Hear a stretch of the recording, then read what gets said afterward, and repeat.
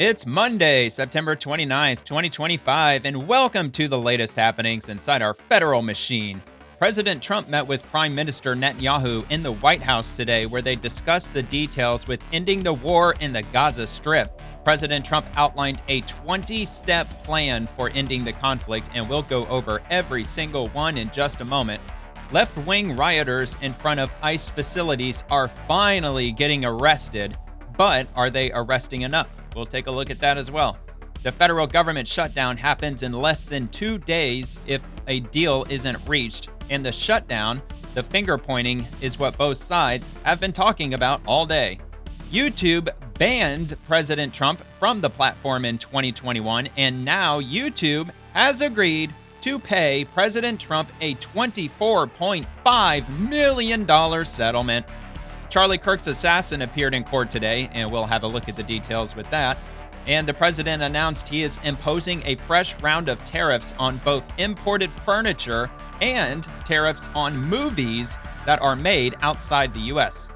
The Department of the Interior announced that 13.1 million acres of federal land is now accessible for coal mining, which will reduce energy costs in the long run.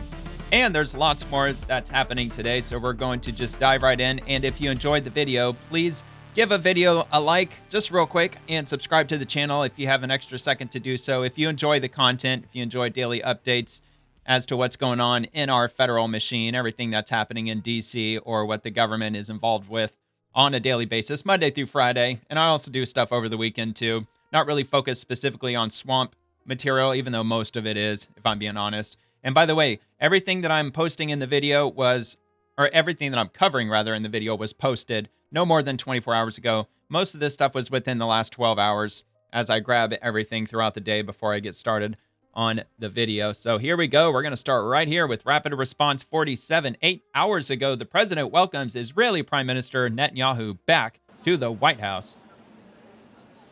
It's a little quiet. It's actually a lot of quiet.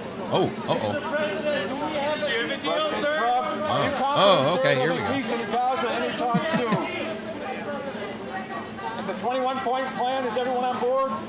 The 20-point plan, baby. Mr. Prime Minister, We're going to go over that here in a minute. We're going to show some clips, though, first. And I'm talking detail, man. Some of these plans, this 20-point plan that they laid out, it is really long. It actually, I mean, it's not extreme. It's not going to take 30 minutes to read or anything like that, but it's a bit long, man. They've got a lot of details in this plan, and I really honestly don't see how this isn't going to finally get a deal struck and where the hostages are released.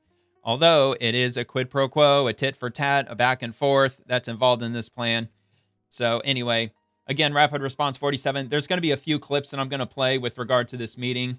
And I'm going to play 2 right away, and then we're going to go over that 20-point plan that they've got lined out. And it's not a bunch of conclusive points. It's not a bunch of, we need more of this and we need more of that. No, it actually goes into details as to specifically, step by step, what will happen if a deal not only a ceasefire, but if a deal is made. But anyway, today is a historic deal for peace, and Prime Minister Netanyahu and I just concluded an important meeting on many vital issues. We discussed how to end the war in Gaza, but it's just a part of the bigger picture, which is peace in the Middle East. At least we're at a minimum very, very close, and I think we're beyond very close. And I want to thank Bibi for really getting in there and doing a job. We've worked well together, as we have with many other countries, both of us, with many other countries, which is the only way this whole situation gets solved. And I'm not just talking about Gaza. Gaza is one thing, but we're talking about much beyond Gaza.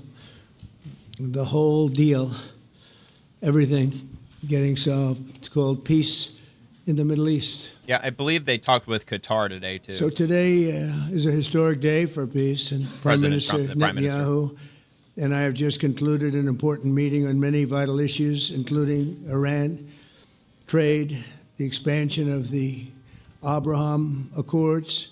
And most importantly, we discussed how to end the war in Gaza, but it's just a part of the bigger picture, which is peace in the Middle East. And let's call it eternal peace in the Middle East. Well, so this is I don't think that's ever going to happen, to be far honest, more than President anybody Trump expected. But the the level of support that I've had from the nations in the Middle East and surrounding Israel and neighbors of Israel has been incredible, incredible. Every single one of them. All right. I mean, it might be a little too bold for me to say, but I don't think in the Middle East, predominantly Muslim, I don't think it's ever going to be peaceful. Not forever, and not completely. There's always going to be radicals. I mean, look, there's radicals even in the West, and they're not Muslim. I mean, there's radicals that are everywhere. You know, you're not going to get absolute peace no matter what. Although I don't think he's arguing for 100% no law will ever be broken again for the rest of humanity. No, I get what he's saying. Relative peace, at least a lot more peaceful than it has been in the last 2,000 years. Anyway, here, let's play this one. I believe it's just all quotes. Yeah, it's just quotes. So we'll just play it out. After extensive consultation with our friends and partners throughout the region, I'm formally releasing our principles for peace, which people have really liked, I must say. And these are done not just routinely done, these are done with total consideration and working with the nations that we're talking about. All of these nations have made contributions to those suggestions. I want to thank the leaders of many Arab and Muslim nations for their tremendous support in developing the proposal, along with many of our allies in Europe. Europe has been very much involved, and as I was called by many of the European leaders, most of them saying, "Is this true? Are you really doing peace in the Middle East? This is the most incredible thing we've heard." Some think it's the biggest thing they've ever heard. Well, they're they trying called to. Just to find out, was it just a rumor or is it actually done? And then they said, have you spoken to the Arab leaders? Have you spoken to all of the other leaders that we have to get? A lot of people involved in this one. I also want to thank Prime Minister Netanyahu for agreeing to the plan and for trusting that if we work together, we can bring an end to the death and destruction that we've seen for so many years, decades, even centuries, and begin a new chapter of security, peace, and prosperity for the entire region. And I want to just say that my meetings and dialogue that we had with so many countries, Saudi Arabia as an example, the king is a phenomenal person. The king. The Emir of Qatar, he's incredible people. UAE, and that's MBZ and ABZ. We're totally involved. These are the people that we've been dealing with and who've been actually very much involved in this negotiation, giving us ideas, things they can live with, things they can't live with. Pretty complex. I mean, after 2,000, 3,000 years, whatever it is, I guess it's got to be a little complex, or it would have been done a long time ago. Yeah, that's what I'm saying. The King of Jordan was with us, as you know, in the United Nations. The President of Turkey, President Erdogan, is a friend of mine, a strong man, but a good man. President of Indonesia, somebody who's an amazing leader. Most populated Muslim country on the planet. He is an amazing Indonesia. leader and respected by everybody. I think so. He was in the room with us. We were together with most of these people that I'm mentioning. Others were by phone or the next day. The Prime Minister and the Field Marshal of Pakistan, they were with us right from the beginning. Incredible. In fact, they just put out a statement that they fully believe in this pact. It just came out just as I was walking around. They said, "Sir, you have a big notice from the Prime Minister of Pakistan and from the Field Marshal that they back this 100%. President El-Sisi of Egypt, who's terrific. And these are people I've gotten to know over the years. I mean, I would say it started around 2015 and then went into 2016 when the presidency officially began. But I've known him actually for a long January time. 2017. There are many cases really great men. I can't say in all cases, but I will tell you in many cases they're great men and some great women too. All right. So that's that involving or him going over all the different countries that are involved with this. So we're going to get into this 20, I believe it's 20 points. So I'll just start from the top. President Donald J. Trump's comprehensive plan to end the Gaza conflict. Number 1, Gaza will be de-radicalized Gaza will be a de-radicalized terror-free zone that does not pose a threat to its neighbors. Gaza will be redeveloped for the benefit of the people of Gaza who have suffered more than enough. That was the second point, sentence number 2. And number 3, if both sides agree to this proposal, the war will immediately end. Israeli forces will withdraw to the agreed upon line to prepare for a hostage release. During this time, all military operations, including aerial and artillery bombardment, will be suspended and battle lines will remain frozen until conditions are met for the complete staged withdrawal. Let me make this a little bigger here. All right. So, number 4, within 72 hours of Israel publicly accepting this agreement, all hostages, alive and deceased, will be returned.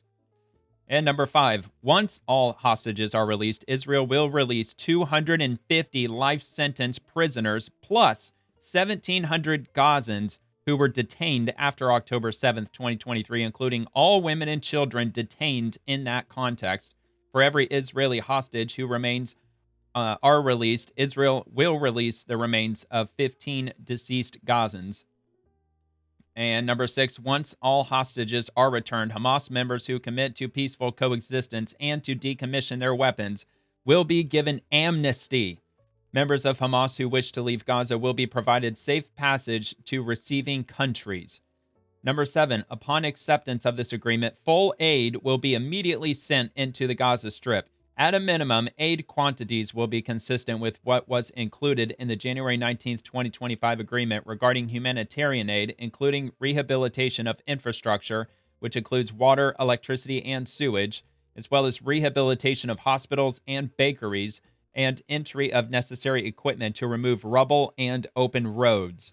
Number 8, entry of distribution and aid in the Gaza Strip will proceed without interference from the two parties through the United Nations and its agencies and the Red Crescent, in addition to other international institutions not associated in any manner with either party.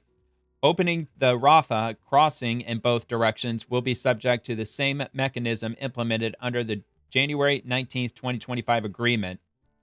And number 9, Gaza will be governed under the temporary transitional governance of a technocratic, apolitical Palestinian committee responsible for delivering the day-to-day running of public services and municipalities for the people in Gaza. This committee will be made up of qualified Palestinians and international experts with oversight and supervision by a new international transitional body called the Board of Peace, which will be headed and chaired by President Donald J. Trump, with other members and heads of state to be announced, including former Prime Minister Tony Blair. What? All right.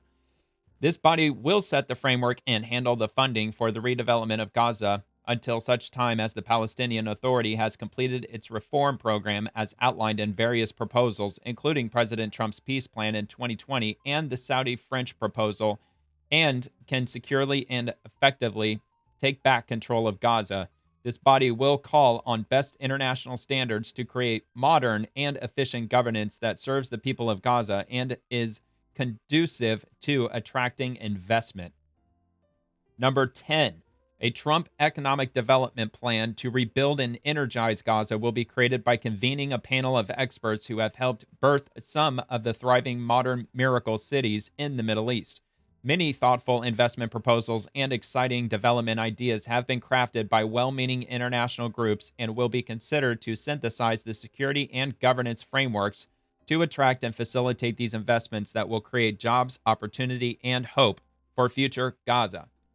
Number 11, a special economic zone will be established with preferred tariff and access rates to be negotiated with participating countries. 12, no one will be forced to leave Gaza, and those who wish to leave will be free to do so and free to return. We will encourage people to stay and offer them the opportunity to build a better Gaza. Number 13, Hamas and other factions agree to not have any role in the governance of Gaza, directly, indirectly, or in any form. All military, terror, and offensive infrastructure, including tunnels and weapon production facilities, will be destroyed and not rebuilt. There will be a process of demilitarization of Gaza under the supervision of independent monitors, which will include placing weapons permanently beyond use through an agreed process of decommissioning and supported by an internationally funded buyback and reintegration program, all verified by the independent monitors.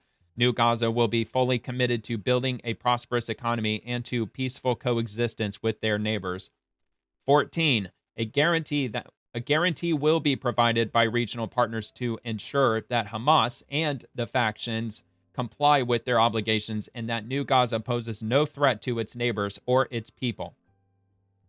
15. The United States will work with Arab and international partners to develop a temporary international stabilization force, ISF, to immediately deploy in Gaza.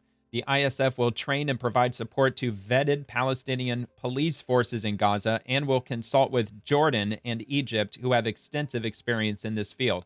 This force will be the long-term internal security solution. The ISF will work with Israel and Egypt to help secure border areas, along with newly trained Palestinian police forces. It is crucial to prevent munitions from entering Gaza and to facilitate the rapid and secure flow of goods to rebuild and revitalize Gaza. A deconfliction mechanism will be agreed upon by the parties.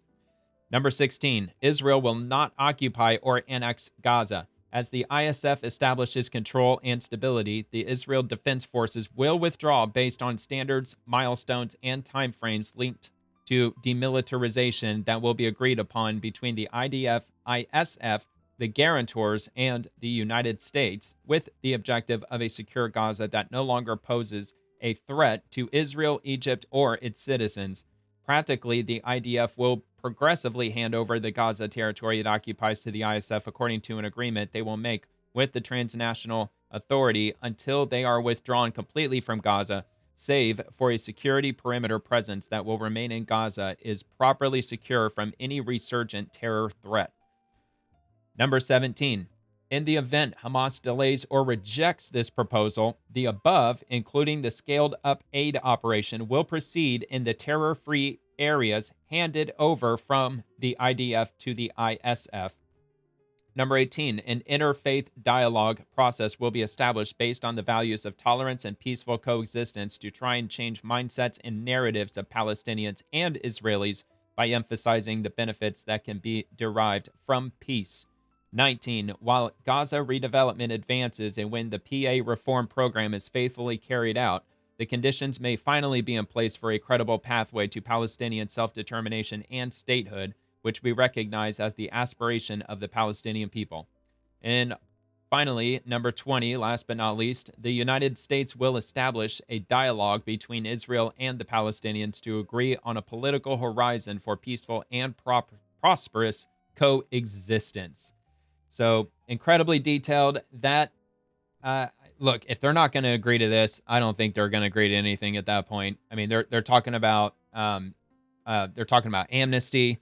Any person who's been terrorizing, like any of the militants, Hamas, anyone in Hamas, lay down their weapons. They will get full amnesty guaranteed by the United States and all these other countries Trump named in the last video.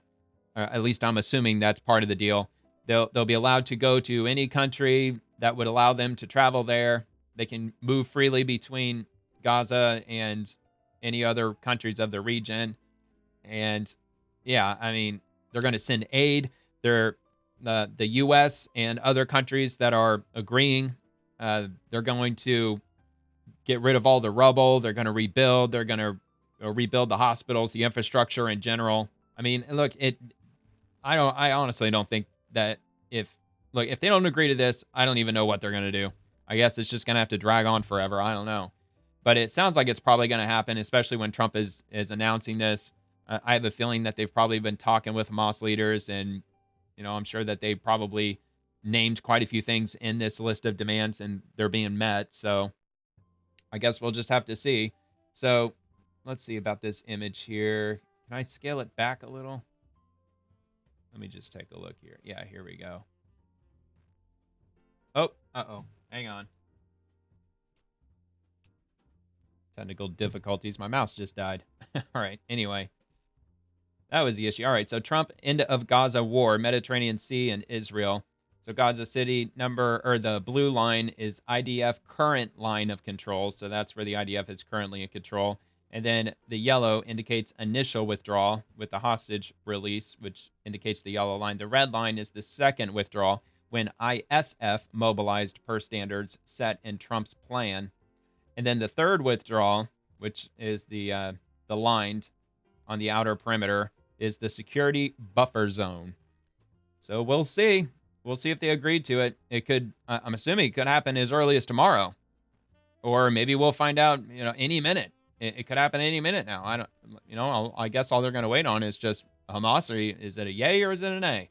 So what's going to happen with it? I guess we'll just wait and see. But in the meantime, it's a very, in my opinion, it seems quite reasonable. There might be a few points in there that a lot of people may not agree with, like free travel to, they didn't list the number of countries or the specific countries that these Hamas militants are going to be allowed to travel to. Giving them amnesty, I'm sure a lot of people won't agree with that. But yeah, anyway, under the circumstances, to me, overall, sounds reasonable to me. So anyway, let's size this back up, and then we'll play this next video here. It's another quote. If accepted by Hamas, this proposal calls for the release of all remaining hostages immediately, but in no case more than 72 hours, the hostages are coming back. So we'll check this out. If accepted by Hamas, this proposal calls for the release of all remaining hostages immediately, but in no case more than 72 hours.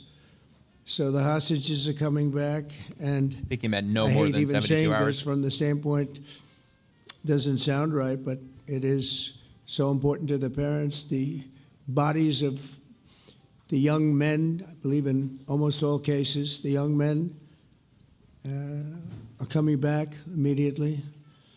I met with parents. The parents.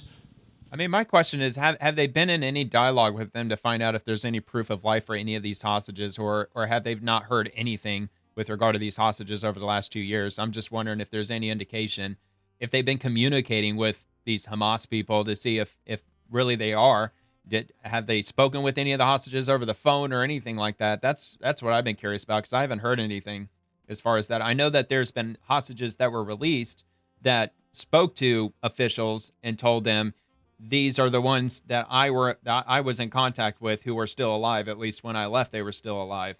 But I hope that there's still hostages that are still alive. I know we're all hoping for that. Felt as strongly about getting the body of their dead boy back as they did, as though the boy were alive and well. It's so important to them. And it means the immediate end to the war itself, not just Gaza. It's the war itself. Under the plan, Arab and Muslim countries have committed, and in writing in many cases, but I actually would take their word for it. The people I mentioned, I'd take their word for it, to demilitarize Gaza, and that's quickly. Decommission the military capabilities of Hamas and all other terror organizations. Do that. So essentially, they're going to have to go through the military, IDF. I'm assuming that we're not putting American troops out there to do this, but they're going to have to go into each and every single building, and they're going to have to scour it. They're going to have to use metal detectors. They're going to have to use all kinds of equipment to try to remove every single bullet round, every single weapon, everything. And I'm sure there's a lot of stuff buried, caches of weapons all over the place. It just sounds like it's going to be an extremely tedious process to have to go into every single room, every building, check behind every wall, every underground tunnel, even the ones that are going to be hard to find. They're going to have to find each and every, they're going to have to turn over every stone and scour every square inch of that entire area to try to get all this stuff removed out of there, all the weaponry. Immediately. And we're relying on the countries that I named and others to deal with Hamas.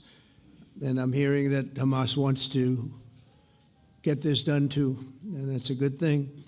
And destroy all terror infrastructure, including the tunnels, weapons, production facilities. They have a lot of production facilities that we're destroying. They'll also help train. See, my question with the amnesty to these Hamas militants, is it only pertaining to the amnesty with regard to their actions starting on October 7th of 2023 and moving forward? Because there might be a lot of these militants, they might actually have other things, other acts of terror that they have committed in years past, that once they sign the amnesty, once they lay down their arms, maybe some of them could be placed back under arrest for something that they did 5-10 years ago. Or is it blanket amnesty for everything they've done?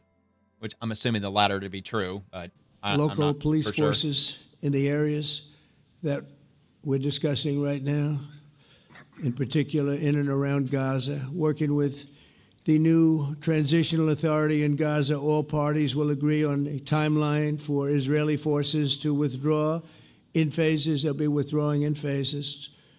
No more shooting, hopefully, as progress is made toward achieving these goals. Arab and Muslim nations need to be allowed the chance to fulfill these commitments of dealing with Hamas. They have to deal with them because they were the one group that we have not dealt with. I haven't dealt with them.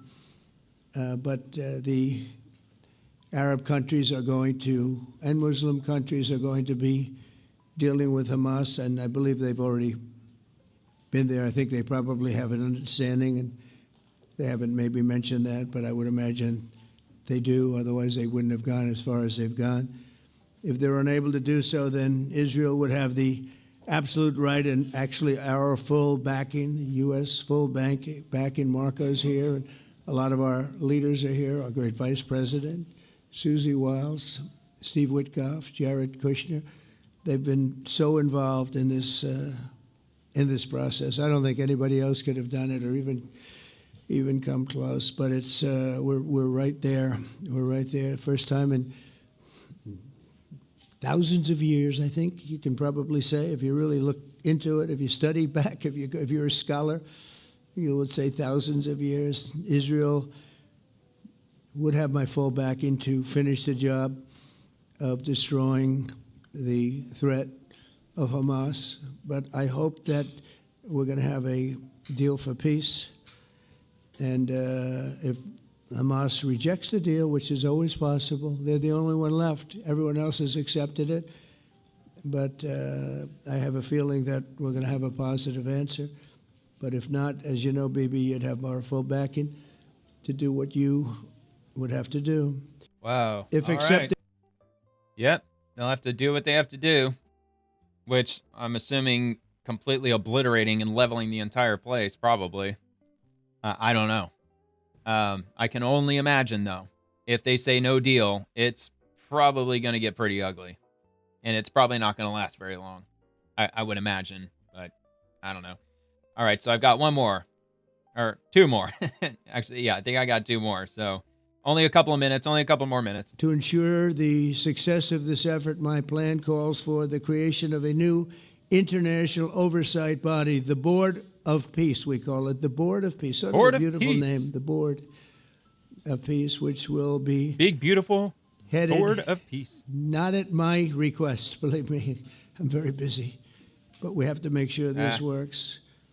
Yeah, Trump's the leaders extremely of the busy. Arab world and A lot of irons in the fire. Israel and everybody involved asked me to do this, so it would be headed by a gentleman known as President Donald J. Trump of the United States. That's what I want to Of America. some extra work to do, but it's so important that I'm willing to do it, and we'll do it right, and we're going to put leaders from other countries on and leaders that are very distinguished leaders, and we'll have a board, and one of the people that wants to be on the board is the UK former Prime Minister, Tony Blair, good man, very good man, and some others.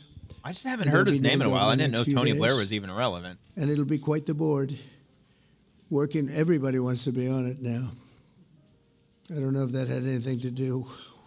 They named me and everybody else wanted to be on it. I guess they figure, well, he's a soft touch. He'll be easy to deal with.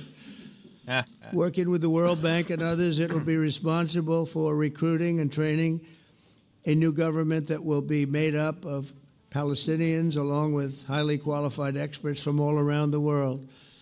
Hamas and other terrorist factions will play no role in the board, but they'll play no role in the governance of Gaza at all, directly or indirectly. As you know, thousands of Hamas leaders have been killed and soldiers have been killed. And we can never forget October 7th, but thousands have Nope, certainly not. paid the price for that. Yes, they have. All right, so we got another one right here. I believe the last one, yeah. So This is let the us last not one with forget regard how to we Trump. got here. Hamas was elected by the Palestinian people. Israel withdrew from Gaza thinking they would live in peace. Remember that a long time ago? They withdrew. They said, you take it. This is our contribution to peace. But that didn't work out. That didn't work out. It was the opposite of peace. They pulled away. They let them have it. And I never forgot that because I said, that doesn't sound like a good deal to me. As a real estate person, I mean, they gave up the ocean, right? Ron, they gave up the ocean. They said, who would do this deal? And it still didn't work out. They were very generous, actually. And they gave up the most magnificent piece of land in many ways in the Middle East. And they said, all we want to do now is have peace. And that request was not honored. Instead of building a better life for the Palestinians, Hamas diverted resources to build over 400 miles of tunnels and terror infrastructure, rocket production facilities, and hid their military command posts and launch sites in hospitals, schools, and mosques. So if you went after them, you'd be after them, and you wouldn't even realize you ended up knocking out a hospital or school or a mosque. A terrible thing, terrible, terrible way to have to fight. No fight is good, but that's a real bad one. So there are many Palestinians who wish to live in peace. Many. I've seen so many of them. And they have support. And I challenge the Palestinians to take responsibility for their destiny, because that's what we're giving them. We're giving them responsibility for their destiny, fully condemn and prohibit terrorism and earn their way to a brighter future. They don't want the life that they've had. They've had a rough life with Hamas. If the Palestinian Authority does not complete the reforms that I laid out in my vision for peace in 2020, they'll have only themselves to blame. We're giving them an amazing footprint, and they have amazing support from the leaders of the Arab world and the Muslim world, the great leaders. These are great leaders. These are unbelievable leaders that have built great countries and very wealthy countries. What the future holds for the Palestinians, no one really knows, but the plan that we put forward today is focused on ending the war immediately, getting all of our hostages back, getting everything back. Hard to believe when you even say it, and creating conditions for durable Israeli security and Palestinian success. All right. Well, that's that. I'm really curious to see how the left is going to react to this. The pro-Palestine folks, Greta Thunberg. I would love to hear how they're going to react to this. I just got a feeling that there's just going to be something. Of course, there's going to be something. There's going to be something where they say no deal, because they like the conflict. I think they're all about the conflict, because I think the left has become pro-war. Anyway, so one from Rapid Response Fox News, Trey Yangst on the president's plan for peace in Gaza. Everyone wins here. Everyone wins here, even Hamas to an extent, because as part of this agreement that President Trump refined and presented today, it allows Hamas to have amnesty if they lay down their arms and admit that this war is over. We're also getting a new statement just minutes ago from the Hostage Forum here in Tel Aviv. The families of those being held by Hamas are reacting. The statement says, quote, after almost 2 years of unimaginable anguish, we stand at a historic turning point. The statement goes on to say President Trump has accomplished what many said was impossible. His determination never wavered, even when others lost hope. This statement does go on to admit that all of this hinges on Hamas. There is a lot of anxiety across this city and this country, concern that Hamas will not agree to this offer of peace by President Trump. But what we learned there from the White House, Israel's Prime Minister Benjamin Netanyahu has agreed to this plan presented by the Trump administration, and now the region waits to see if Hamas will sign on. Yep, we're just going to have to wait and see. Have to wait and see how it all works out, how it all plays out. They didn't really give an exact timeline, but I'm assuming they're going to be expecting something happening this week. All right, so we're going to move on to the next topic. From the Washington Examiner, at least 4 people are facing federal criminal charges due to their involvement in a violent protest over the weekend outside an Immigration and Customs Enforcement facility near Chicago. This is from the Washington Examiner. 4 people have been charged over protests outside ICE facility near Chicago. And let me size this up a bit. Is this related? Let's see. Looks like it, but here, let me just check. Unlawfully deployed the National Guard in Portland. Oh, unlawfully, Attorney huh? General Dan Rayfield said sending 200 National That's what Guard you troops to say. his state was not due to any legitimate threat. Trump ordered the National Guard to Oregon after numerous protests targeting an immigration and customs enforcement facility in Portland. Trump also authorized, quote, full force if necessary. These are paid terrorists. Uh-oh. I had a fucking feeling. Okay? These are paid agitators. Rayfield, Oregon Solicitor General Benjamin Gutman, and other state officials say deploying such troops for law enforcement duties violated federal law. The plaintiffs cited the 1972 court case, Laird v. Tutman, as evidence for their claim. They also said the Constitution prohibited the president from deploying such troops. Rayfield says, quote, Oregon communities are stable and our local officials have been clear. We have the capacity to manage public safety without federal interference. Uh-huh. That's a load of horse shit. All right, looks like that's it. I'm not sure how related that was. I mean, it was a bit related. I just don't. All right, anyway. So this is pertaining to the 4 people who are facing federal criminal charges due to their involvement in a violent protest over the weekend outside an immigration and customs enforcement facility near Chicago. ICE locations. Oh, get out of here.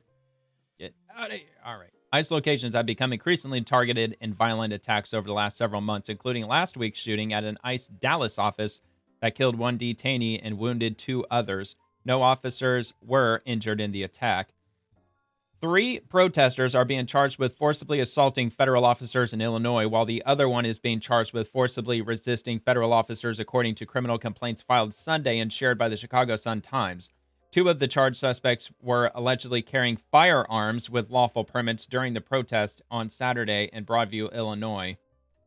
Let's see. The following morning, the Department of Homeland Security announced 2 guns were recovered near the detention center, and an investigation into what happened to be an explosive device was underway. Looks like we're getting paywalled now, doesn't it? In total, 11 protesters were arrested during the clash with federal officers. Yep. Choose your plan. Digital. Let's do digital. Maybe one day. Maybe one day, Washington Examiner. But ain't gonna be today. I don't make that kind of money. $52? Are you kidding? That's a ton of money for me. All right. So we'll just move on to the next one. It's going to be related. Attorney General Pamela Bondi just issued a memo to all Justice Department components making it clear violence against federal officers will not be tolerated. The DOJ is deploying assets to protect ICE facilities, arrest violent agitators on the spot, and bring the strongest federal charges possible. The rule of law will prevail. This is from the Office of the Attorney General. And it's memorandum for Director of the Federal Bureau of Investigation, also the ATF, Director of U.S. Marshal Service, the Drug Enforcement Administration, and Director of the Executive Office of U.S. Attorneys. And it's coming, of course, from the Attorney General, initialed, Ending Political Violence Against ICE. All right. As President Trump stated, we are witnessing a new era of extreme political violence that is a culmination of sophisticated, organized campaigns of targeted intimidation, radicalization, threats, and violence designed to silence opposing speech, limit political activity, change or direct policy outcome, and prevent the functioning of a democratic society. Domestic terrorism have firebombed Tesla vehicles and dealerships. Would-be assassins have tried to murder President Trump twice and tried to kill Supreme Court Justice Brett Kavanaugh. Assassins in Minnesota have gunned down lawmakers and Catholic school children in 2 separate incidents. And just a few weeks ago, an assassin murdered Charlie Kirk in cold blood. Riots in Los Angeles and Portland reflect more than 1,000% increase in attacks on ICE officers since January 21st, compared to the same period last year. Last week, a sniper opened fire from a nearby rooftop on an ICE Dallas field office, leaving 1 dead and 2 others critically wounded. This past weekend, while Illinois Governor J.B. Pritzker and Chicago Mayor Brandon Johnson were, go to the next page here, villainizing ICE agents as Nazis and secret police, more than 200 rioters blocked access to one of the gates in front of an ICE processing facility in the Chicago area, chanting, "Arrest ICE" and "Shoot ICE," and attempting to forcibly and illegally trespass on federal property. At least 1 rioter was arrested with a firearm. Rioters arrived with boxes of fireworks, N95 masks, gas masks, goggles, knee and elbow protection, and large quantities of food and water. Well, I wonder who's paying for all that shit. Probably the Soros Foundation and all those top secret NGOs that like to work in the shadows. Likewise, rioters in Portland, Oregon have repeatedly attacked and laid siege to an ICE processing center. These rioters have been well organized and appear to be well funded. Yeah, I watched some of the live stream. There were a few people live streaming down there last night, and yeah, there were people were picking fights. People were talking shit. I didn't see any arrests or anything, but it was like 10 o'clock Oregon time when I ended up, tuning out. So, but I believe there were at least a few arrests. The four, not sure if they're pertaining to last night's situation, but anyway, so enough is enough. The Department of Justice will stand strong with federal law enforcement officers are attacked or threatened for doing their sworn duty on behalf of the United States government.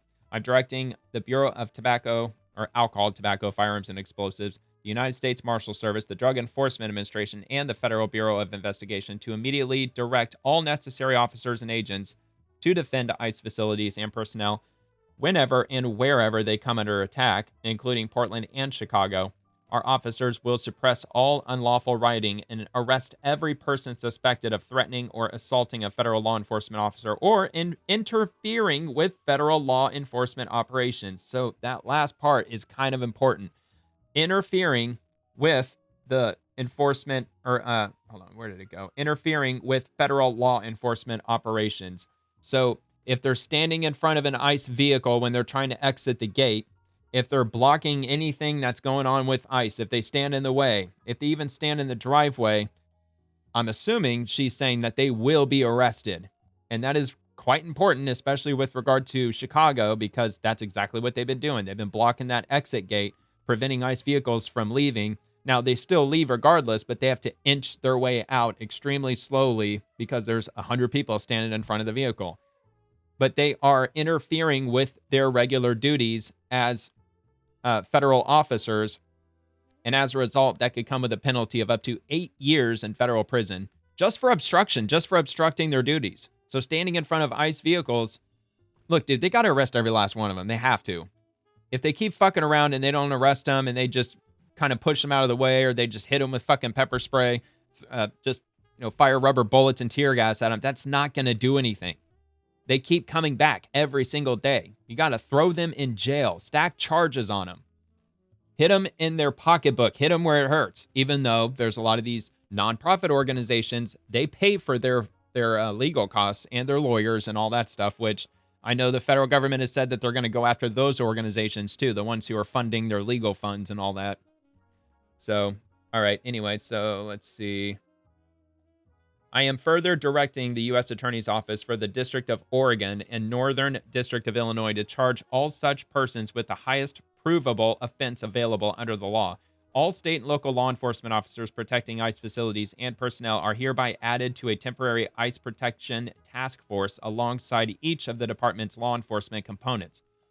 The U.S. Attorney's Office for each district shall prosecute any individual who assaults or forcibly impedes or intimidates these officers, who interferes with the performance of these officers' official duties, or who attempts to do so, consistent with 18 U.S.C. Section 111 and other applicable federal laws. I further direct the Department's Office of Justice Programs and Community-Oriented Policing Services to provide as soon as possible, consistent with existing statutory authority, grant funding and training and technical assistance support to the federal, state, and local law enforcement officers protecting ICE facilities and personnel. This support may include funding for the purchase of body-worn cameras and other such equipment as may be deemed necessary and appropriate by OJP and COPS in consultation with ATF, DEA, FBI, and USMS. And the charging priorities directed by this memorandum are not limited to those criminals who are caught red-handed committing acts of violence against ICE facilities and personnel. The president is exactly right. We must disband and uproot networks, entities, and organizations that promote organized violence, violent intimidation, conspiracies against rights, and other efforts to disrupt the functioning of a democratic society. The Department of Justice will arrest and prosecute to the fullest extent of the law every person who aids, abets, and conspires to commit these crimes, whether through funding, coordination, planning, or other means. Working together with our interagency partners, we will take back our country and make America safe again. There you go. from AG Pam Bondi. All right, let's move on to the next topic here. Looks like it's still related, though. From GOP, watch. Democrats vilify and dehumanize ICE agents, putting a target on the backs of the men and women who keep our country safe. Their dangerous words have fueled assaults and encouraged lawlessness. This must stop. Let's take a watch. Violence against ICE officers and agents are up 400%. Over 500%. 700%. 830%. 1,000% when you compare it to this time last year. They are using fighting words. They are inciting violence against the feds very clearly, and they are responsible for this. Very obviously. Modern day Gestapo. The modern day Gestapo. Gestapo-like behavior. It does look like the Gestapo. That's the SS and the Gestapo. When I see ICE, I see slave patrols. Picked up by, hooded thugs in the street. The ICE, thugs. Nondescript thugs. Really, it's just immigration thuggery. Like vigilante. By the way, anybody who's not really politically involved all that much, these are all Democrat politicians. These are all elected officials who are essentially radicalizing their base. That's really what they're doing. They're comparing ICE agents or Border Patrol or probably even FBI and all the other federal agents and agencies. They're comparing them to the secret police from the Soviet Union. They're comparing them to the Gestapo, to the Nazi SS. They're literally calling them these things. And they're federal officers, man. It's the federal government. It's absolutely insane. They look more like gang members. They've lost their fucking minds. People committing crimes, Klansmen, Secret police. a secret federal police Klansmen. force. That's actually really hilarious that they would even compare them to Klansmen, because the Klansmen were started by the Democrats right after the Civil War, when the Democrats lost the Civil War. This is a terrorist Very organization. interesting. And kidnapping and disappearing people. Stealing and, yes, kidnapping people. The vice mayor allegedly calling on gang members to defend the city from these immigration raids. I want to know where all the cholos are at in Los Angeles. Stop! Mass! Look, I want to know where the 360,000 children that the Biden administration lost, I want to know where they are. Sure, the other children that she's talking about, yeah, we should go find them too. But no, there's still, is it 360? Actually, it might even be 380,000. They estimate 400,000 children, migrant children, that have been lost inside the United States somewhere because the Biden administration refused to keep track of them. And now there's close to 500,000 children that are missing. And with the whole Epstein bullshit that happened over the last 20, 30 years, God only knows what the fuck might be happening. It's horrific to imagine what might be happening to countless thousands of children that the Biden administration lost, and now we don't know where they are. So far, the FBI, they found about 20,000 so far. That's why I wasn't sure if the number was 360 or 380. Probably around 380 that's still missing. So that's who I want to find. ICE agents from Democrats don't seem deporting to give a our shit. neighbors. Every single one of them. They're the ones who lost them. No matter what it takes, no matter how long it takes, will of course be identified. Our police do not cooperate with ICE. We don't.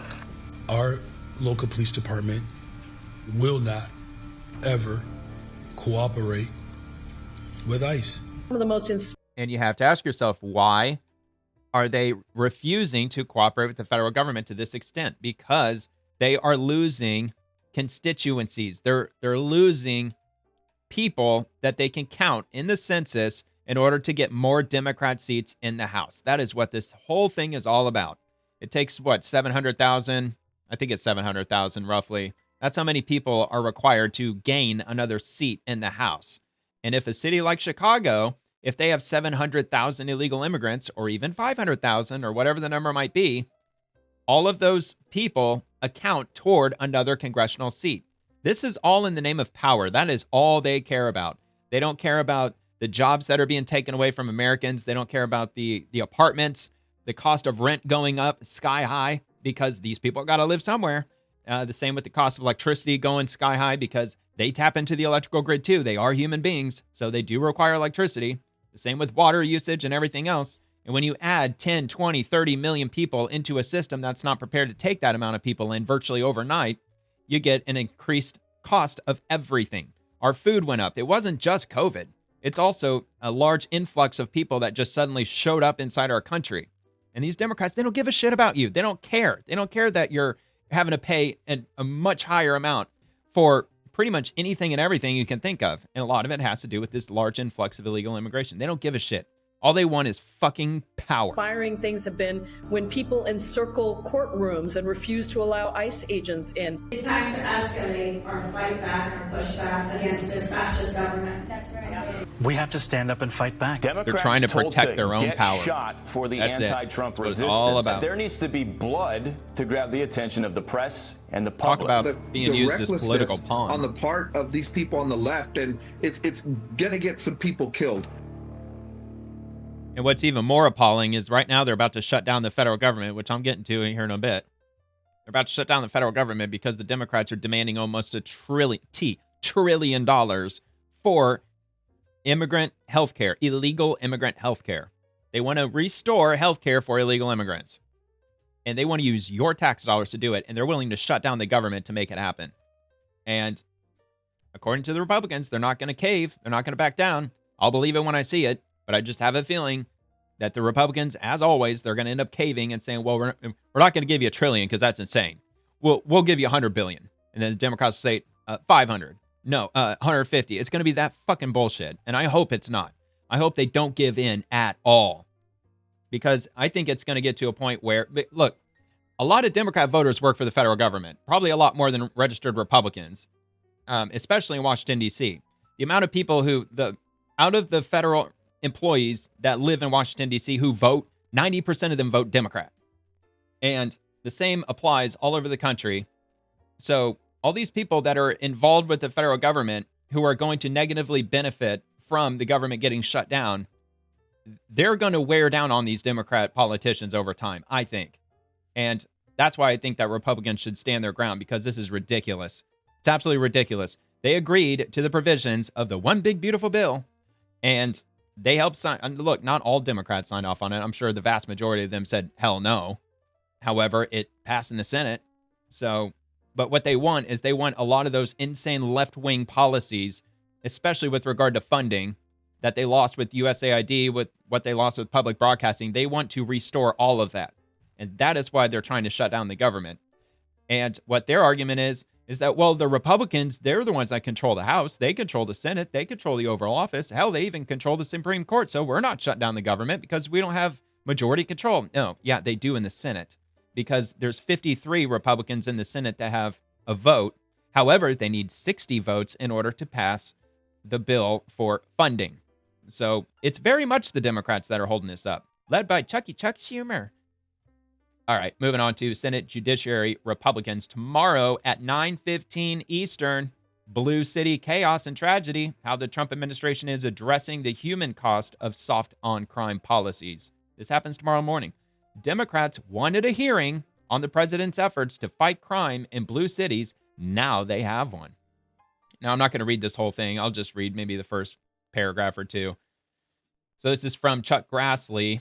This is addressed to Chuck Grassley from the U.S. Senate. Who's this signed by? Just to see. Richard Durbin, ranking member. Okay. Dick Durbin, who is the Democrat ranking member in the Senate. And he says, I request that you immediately convene a Judiciary Committee hearing on President Trump's threats to deploy the military to Chicago and other American cities. Reports indicate that the Pentagon has been planning this dangerous, unwarranted, and unconstitutional military deployment at Trump's direction for weeks. Yeah, I'm sure they have. These threats come as the administration has already deployed American troops unlawfully and unnecessarily against their fellow Americans in Los Angeles and Washington, D.C. Yeah, well, correct me if I'm wrong, but I believe that the mayor in Washington, D.C. not only praised the collapse in crime in Washington, D.C., but she signed an executive order for the city of Washington, D.C., directing all police officers in D.C. to fully cooperate with all federal agents and agencies, and it had no expiration date. It was signed indefinitely.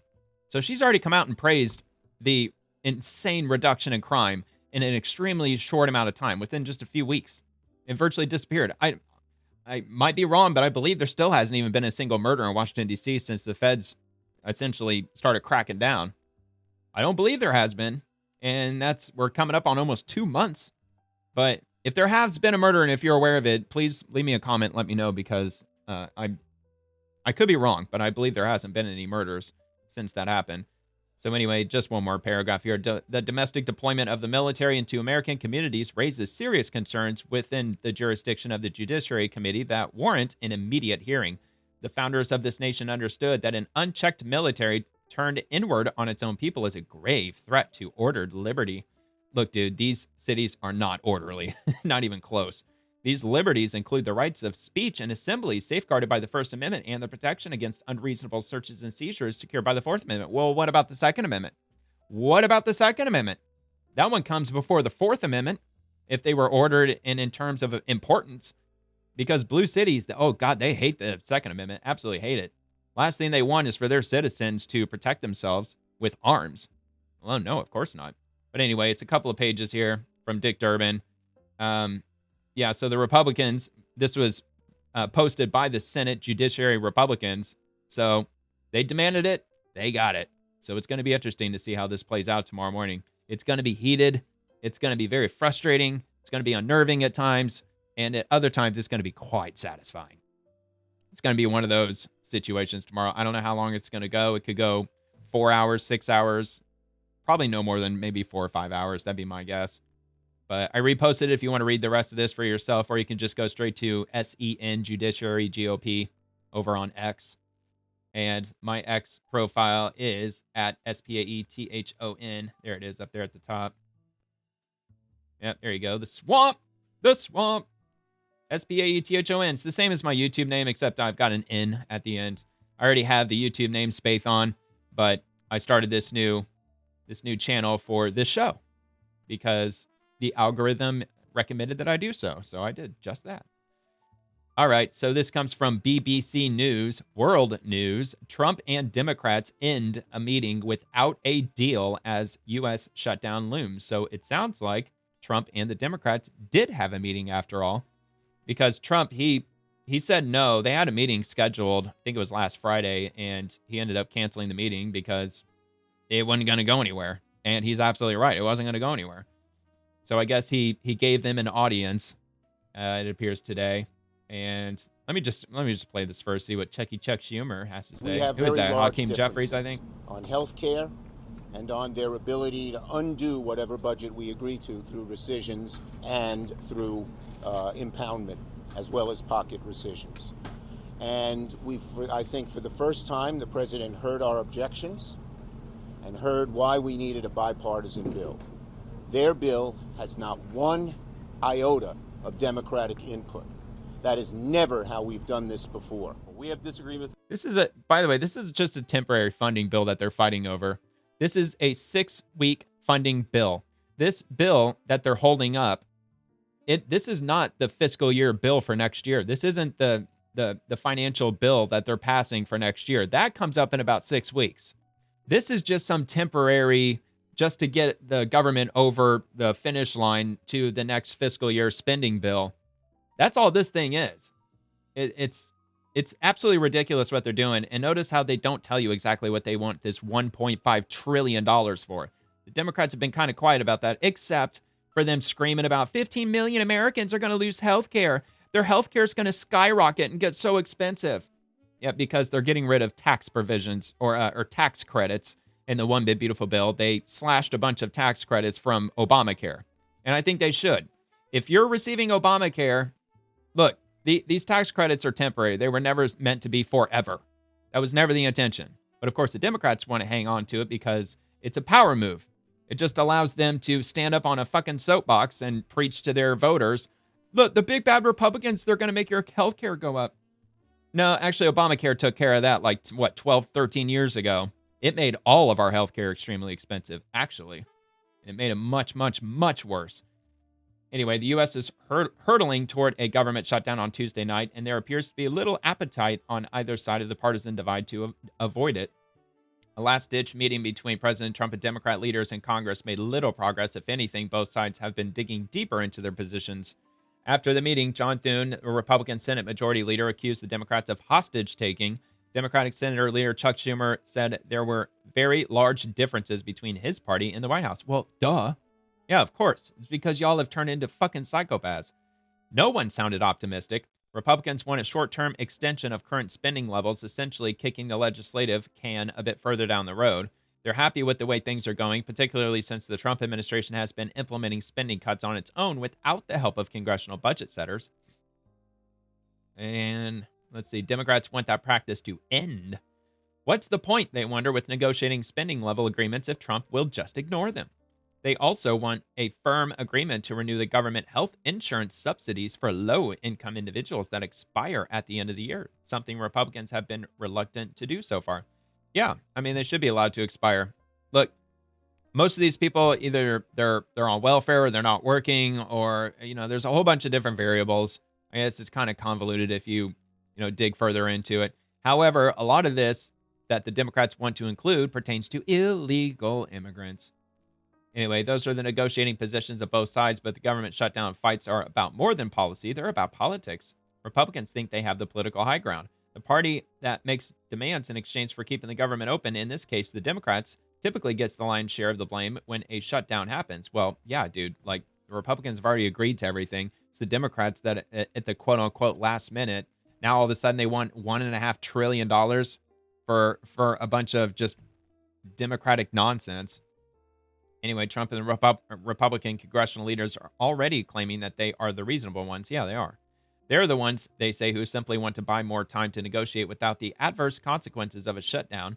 Quote, you don't put a gun to the American people's head and say, unless you do exactly what Senate and House Democrats want you to do, we're going to shut down your government, Vice President J.D. Vance told reporters outside the White House. I think I've got that clip, actually.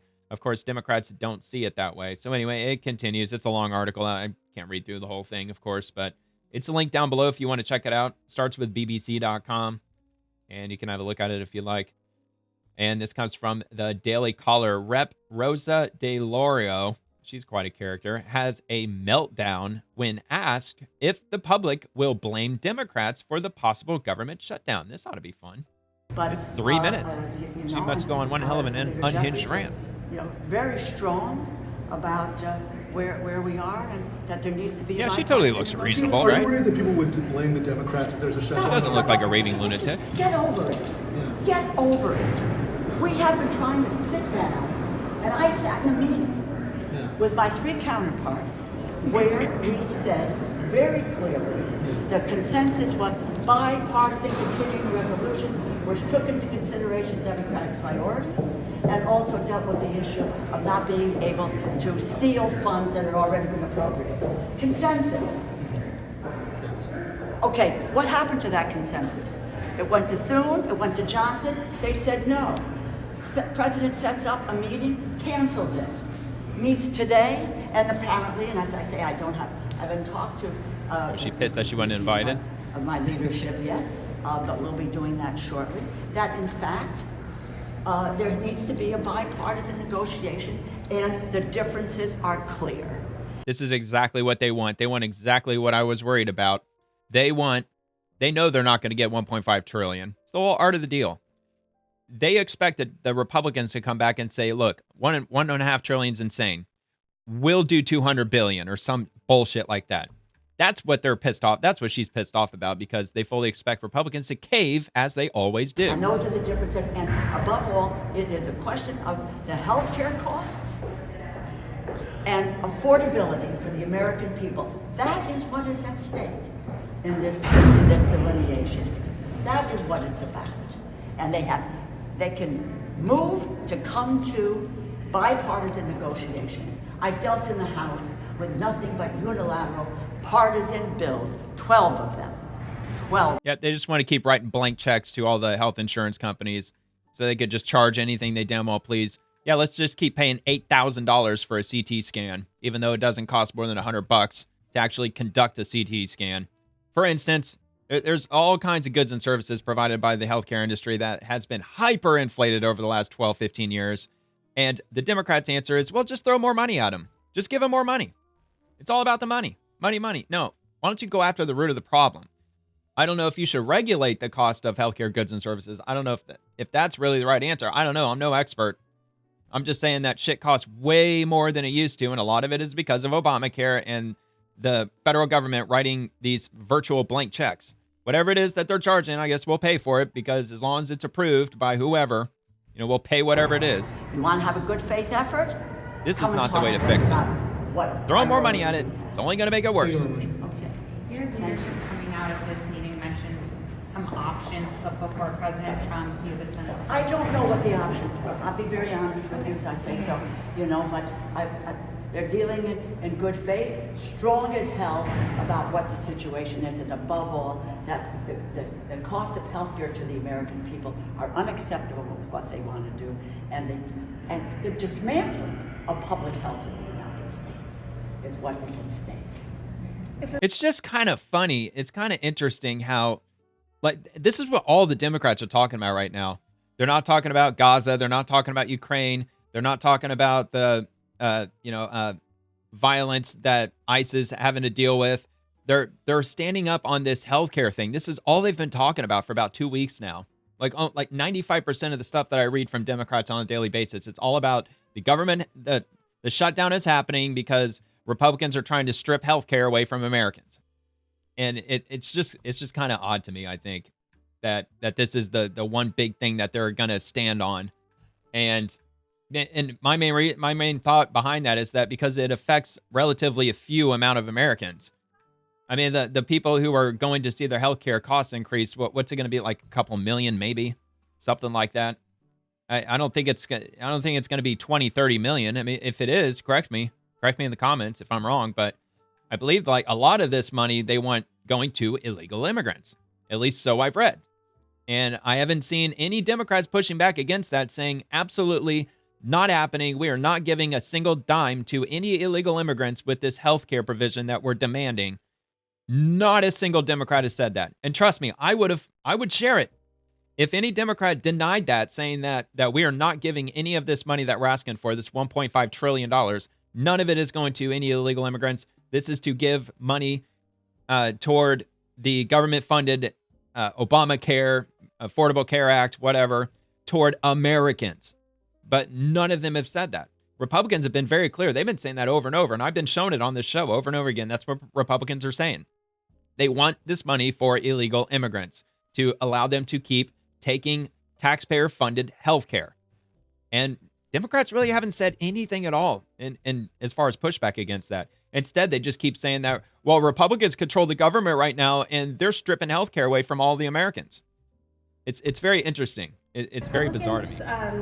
Offered 1 or 2 years of the ACA tax credits. Is that something Democrats? Let's talk about what it is. I mean, this is all in the realm of speculation. This bit here, this bit there. Sit down with us. Let's hammer it out. I've spent a lot of years negotiating appropriations bills with Senator Shelby, with Kay Granger, with Susan Collins. We know how we can do this. They have refused to get to a bipartisan negotiation on this effort. It's their way or the highway. And they will put it. Notice how nobody brings up the illegal immigrant thing. With all of these Republicans, look, there's more Republicans in the House than there are Democrats. There's more Republicans in the Senate than there are Democrats. You'd think the mainstream media would be asking that question. Is any of this money going to illegal immigrants? I mean, after all, that is the big ass elephant in the room here. But of course, the left wing journalists, quote unquote journalists, they don't want to bring that up. Not only that, continue to put at risk. That'd be my first question I would ask her. Probably my own. Putting the American public at risk. But they're moving to a shutdown. Puts the American public at risk. Do you think? All right, Daily Caller. I'm not so sure if that was unhinged. I mean, or a meltdown. That was hardly a meltdown. I was waiting for her to go absolutely ballistic. Her glasses flying off her head. Her purple, I don't know if that's a wig or not, flying off. All right, whatever. So this is from Rep. Pete Aguilar. House Democrats and Democrats in the Senate stand united in advocating for health care in our country. For illegal immigrants. House Democrats and Democrats in the Senate stand united in advocating for health care in our country. We know. All right, I'm going to go off on a limb, and I bet he's probably not going to say American citizens. He's probably just going to stick to, we're advocating for health care. That Americans are navigating two crises in this country. It is the affordability crisis, and it is health care crisis. What House Democrats have said is that who's benefiting? Republicans have no credibility get all this money on this with their big, ugly bill on what they have done to assault and attack health care. We have to address it, and we have to do everything we can in order to look out for the health and safety of the American public. It's just so interesting with all the shit that's going on in the country right now that Democrats are just in lockstep only talking about healthcare. It's just very bizarre to me. I'm not saying it's not happening. I'm sure it's happening. I'm sure that the One Big Beautiful Bill, I'm sure it did cut a lot of, not tax provisions, but like, whatever the hell they called it. The tax benefits. Essentially just, extra money that they throw into Obamacare so recipients, they don't have to pay as much as they would otherwise. Again, it's temporary. It was never meant to be a forever thing. Otherwise, it would have been written into the Affordable Care Act as such. All right, so let me just make sure. Okay, yeah, this is still related. So Rep. Vern Buchanan, House GOP's Clean CR offers a path forward to keep the government open and to continue to work on long-term funding bills. Democrats must set aside their unreasonable partisan demands and join us to avoid a costly shutdown. I don't think that's going to happen. So this is from TampaBay.com. This is where I happen to live. So I'm quite familiar with the Tampa Bay Times. And they've been pretty left-wing for a while. But anyway, House Republicans acted responsibly to keep... Wait, was that the beginning? Okay, yeah. Acted responsibly to keep the federal government open by passing a clean continuing resolution. Now, as federal funding deadline approaches this Tuesday, Senate Democrats are holding government funding hostage over unreasonable partisan demands. Now, this is why I clicked on this, I decided to go with this because it's just really interesting that the Tampa Bay Times would have actually published this, to be honest with you. Rather than partnering with Republicans to approve short-term funding, Senate Democrats are threatening to force a shutdown unless Congress repeals the Working Families tax cut and restores taxpayer-funded health care for illegal aliens, adding $1.5 trillion to the national debt. Again, Tampa Bay Times, fairly left-leaning Tampa Bay Times. Even they're talking about it. Even they put that in here. Look, it was an op-ed that was written by Rep. Vern Buchanan, but they still published it. They still put it in their newspaper. Taxpayer-funded health care for illegal aliens. Make no mistake, if the government shuts down this week, Democrats will be fully responsible. This is not only unreasonable, it goes against Democrats' own words. Less than 2 weeks ago, Senate Minority Leader Chuck Schumer acknowledged that if the government shuts down, it will be average Americans who suffer most. Yeah, and I bet a lot of them vote Democrat. I just don't see how they're going to benefit from that. Because Republican voters, they're pretty united currently. Even if Republican voters, if they take a hit with their health insurance, it's not going to affect which way they swing with regard to their voting. It really isn't. I just honestly don't see how this is going to help Democrats with their constituency in any way at all. I just don't see how it's going to help them. Now, yeah, like current Democrat voters who lose like a certain level of healthcare, instead of it costing $200 a month, now it's going to cost $350 a month. Yeah, they're going to get pissed off, but either way, they're still going to vote Democrat most likely. All right, anyway, Schumer is right. If Democrats don't join with Republicans to fund the government, Floridians will suffer. Seniors could face delays with Social Security. Veterans could lose access to VA offices. Troops might be forced to work without pay, and families relying on government assistance could see benefits paused. Which, by the way, if you get Social Security and if you're worried about that, I'll read something here in just a little bit from what they're saying, that Social Security checks are not going to be affected by this, that you're still going to get your Social Security checks. Anyway, while Republicans may control the House and the Senate, any funding package will need 60 votes in the Senate to pass, as I've been saying. To keep the government open, several Senate Democrats will need to heed Schumer's words, recognize the disastrous impact of a shutdown, and partner with the Republicans to pass the continuing resolution. Yeah, they need 7. If my number's right, they need 7 Democrats to vote for it. Our clean continuing resolution includes no significant alterations from previous Democrat-approved spending levels that were in place under Biden. Rather than push a funding bill full of partisan priorities, Republicans are simply asking Democrats to join us and pass a clean 2-month extension of current funding levels so we can continue negotiating on long-term funding. Republicans are open to negotiating long-term funding levels, but Democrats only came to the table a week before a potential shutdown to lay down their demands. This 11th-hour approach risks pushing the country into chaos with seniors, veterans, and families left behind. Democrats want the chaos. They want to burn the system down. And I think it couldn't be possibly any clearer than it is right now. Anyway, a short-term 2-month extension gives Congress more time to negotiate funding in good faith and craft policies that truly serve the American people. So essentially, either way, in 2 months, they're going to have to vote on funding again regardless. And that's what's so appalling about Democrats insisting on shutting down the government now and not 2 months from now, where they could negotiate over the next 2 months, and then they could threaten to shut down the government if there isn't a deal that's to be made. I don't know. Anyway, critics of the House-passed clean continuing resolution will point out that Democrats' proposed alternative resolution includes a fix for expiring health care subsidies. This expiration is a crisis of Democrats' own making, and a short-term government funding package is not the appropriate vehicle to solve it.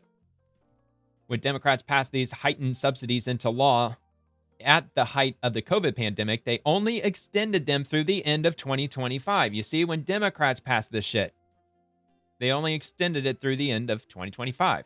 Now, rather than pass stopgap funding to engage in good faith negotiations and ensure any potential extension of the subsidies focuses on reducing deficits and preventing waste, Democrats are insisting on a rushed partisan process. That's not how we deliver durable bipartisan solutions for the American people.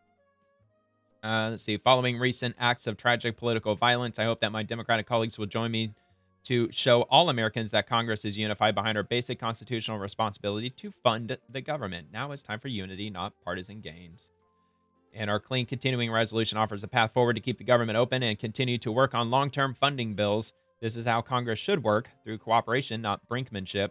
I stand ready to work across the aisle to deliver responsible solutions, and I urge my Democratic colleagues to join me so we can avoid a costly shutdown. I don't think that's going to happen. Less than 48 hours. All right. Congressman Randy Fine. Democrats are threatening to shut down hurricane flood insurance at the peak of hurricane season. Although, to be fair, we're not being threatened with a hurricane currently, but I get what he's saying. If Republicans won't agree to provide free health insurance to illegal immigrants, their priorities are insane. Reject the Schumer shutdown. So, yeah, I mean, like I said, I live in Pinellas County. I live in St. Petersburg, and Hurricane Helene last year was the worst flooding event that we've had in our county in 80 years. So it was bad. We had a lot of flooding here last year. And then 2 weeks later, we had Hurricane Milton that delivered 100-mile-an-hour winds, at least to my house. And, you know, of course, in some areas, it was stronger than others. I mean, it ripped the entire roof off of Tropicana Field. And as far as I know, they still haven't even fucking fixed it yet. It's still all tattered up. And it's been a year. Good grief. All right, Rapid Response 47. Is anyone surprised? Soros-backed leftist group behind campaign to force government shutdown. I wouldn't be surprised. This is also from the Daily Caller. A left-wing activist group that received millions of dollars from the Soros family's organization is spearheading a pressure campaign to push Democrat senators to vote against funding the government and force a partial shutdown. Indivisible, the organization behind many of the recent No Kings protests and other demonstrations, part of the so-called resistance against President Donald Trump, the evil orange dictator, has embarked on a recent effort to goad Senate Democrats to not come to a bipartisan funding agreement with their Republican colleagues and the president. The group's website currently hosts a form enabling people to easily contact their Democratic senators by phone, complete with a script of what to say. Really?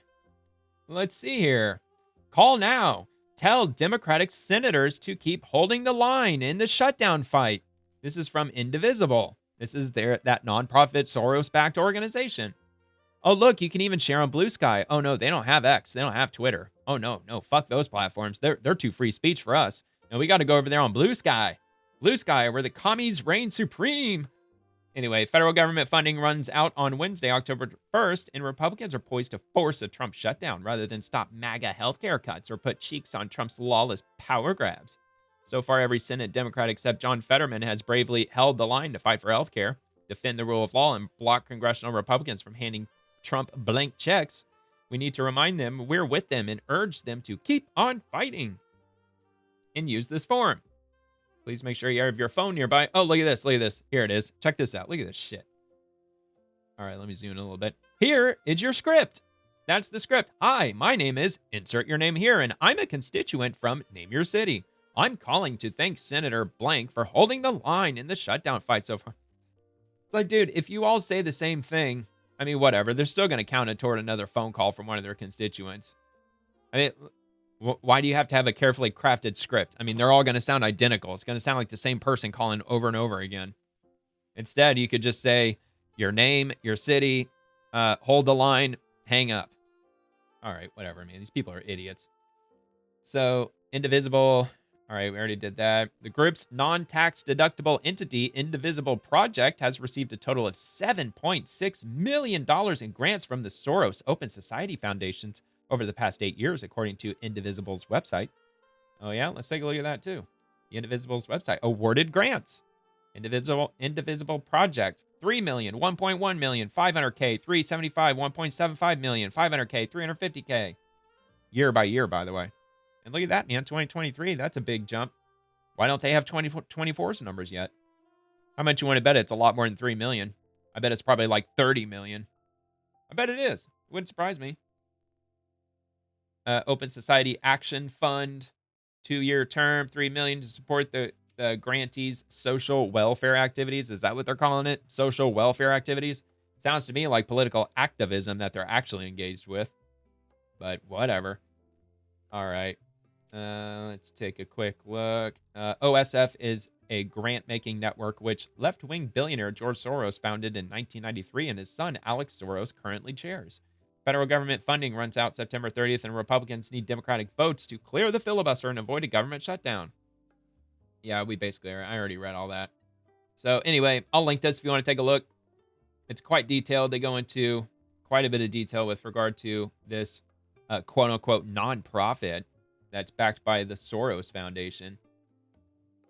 And that'll be in the description below, dailycaller.com. You want to check it out. And this comes from House Democrats. A reminder, Republicans control the House, the Senate, and the White House. If the government shuts down because they refuse to pass a bipartisan spending bill, it will be on Republicans. Of course, not mentioning the fact that they need 7 Democrat votes or else the spending bill doesn't pass. Won't pass. Yes, they got photos, memes. The only thing I fear more than the government shutting down is the government staying open. And that's also another thing. There's a lot of people who vote Republican that are all about small government. So this is music to their ears. Like, wait a minute. Like, Democrats are going to force a government shutdown and I should worry about that. Why? So you're not going to spend my money on bullshit, right? Because you're shutting the government down partially. Yeah, I think that a lot more Democrats are going to have a problem with this than Republicans. All I'm saying. All right, so let's go to the next thing here. Fox News, VP Vance on negotiations with Democrats, quote, "We're not going to let you take the people's government hostage and then give you everything you want." I thought I had his quote here. You asked about negotiations. One of the things I admired about the president, but frankly the entire team's approach during the conversation we just had with Chuck Schumer and Hakeem Jeffries was, they have some crazy ideas. Giving taxpayer money to illegal aliens for healthcare, that's a crazy idea. Funding transgender surgeries in Peru, that's a crazy idea. But they had some ideas that I actually thought were reasonable, and they had some ideas that the president thought was reasonable. What's not reasonable is to hold those ideas as leverage and to shut down the government unless we give you everything that you want. There were multiple times where Leader Jeffries or Leader Schumer would say, you know what, we should be doing this, and the President of the United States would say, yeah, absolutely, let's have that conversation, but we're going to do it in the context of the people's government being open. We're not going to let you take the people's government hostage and then give you everything that you want. And that's really the state of the negotiation. Yeah, let's have a conversation. Let's have a negotiation, but we're not going to shut down the government because we won't give the Democrats everything that they want.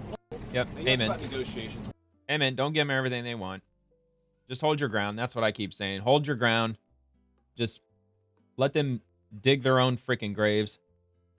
All right. Rapid Response 47. Democrats won a $1.5 trillion spending package that funded free health care for illegals. We told them that was absurd, and now they're willing to shut down the government over it. It's unacceptable. We just had a very frank conversation with the Senate and House Democratic leadership. Look, the principle at stake here is very simple. We have disagreements about tax policy, but you don't shut that government down.